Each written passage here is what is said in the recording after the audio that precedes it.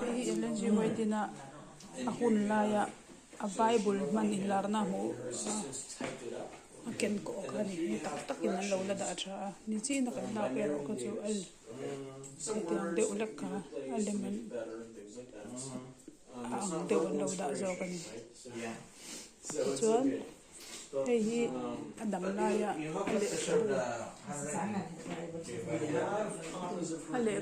a library, a Handwritten documents were stored here.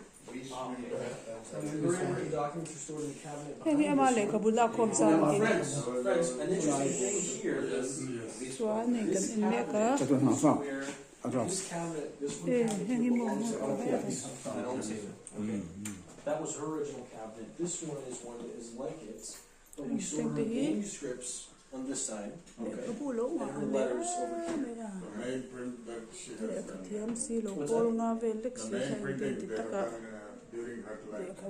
Yeah, the main print. So during her lifetime, she published 49 books.